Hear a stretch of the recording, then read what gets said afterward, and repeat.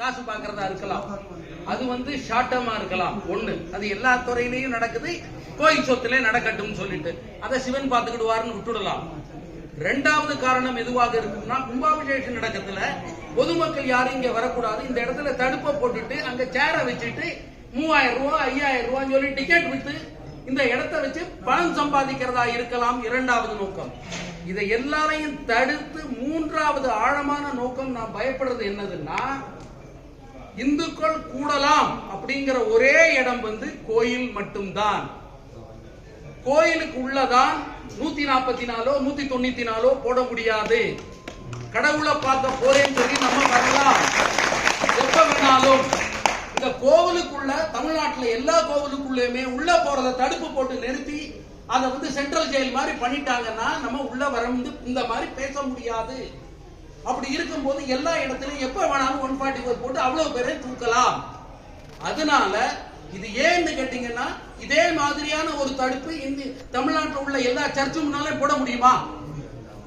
எல்லா பள்ளிவாசல் முன்னாலேயும் போட முடியுமா? ஆட்களை கியூல உள்ள பண்ண முடியுமா?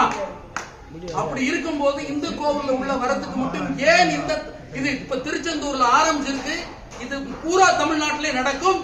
நம்ம உள்ள ஏன்னா நமக்கு ஒரு இது அவங்க வேலையை அவங்க பார்த்துக்கிட்டு, நான் உட்பட முட்டாள்தனமா இருந்துட்டோம். 67 வருஷமா முட்டாளா இருந்திருக்கோம், படு முட்டாளா. என்னுடைய குடும்பம், என் மனைவி, என்னுடைய குழந்தைகள், அவங்களுடைய படிப்பு வேலையும் ஒதுங்கிட்டோம். அந்த மாதிரி ஒதுங்கினதுனால நம்ம கூட வேண்டிய ஒரே இடம் 4 பேர் பேசணும்னா வீடுகளில் கூட போய் பேச மாட்டோம். ஏன்னா நமக்கு அவங்களுக்கு ஒரு ஈகோன்னு ஒண்ணு இருக்குது. அதனால ஆனால் கோவில்ங்கிற இடத்துல தான் இப்ப கூடி பேசுறதுக்காக ஒரு நினைப்பாவது வந்திருக்குது. அதுதான் சென்னிமலையிலையும் திருப்பங்குறத்திலையும் வந்த காரணமே. அதை ஒடுக்கிறதுக்காக உள்ள ஆழமான காரணம், தமிழ்நாட்டில் உள்ள எல்லா கோவிலையும் கோவிலுக்குள்ள போக முடியாம பண்ணிட்டானா இந்துக்கள் கூடுறதுக்கு இடம் இருக்காது.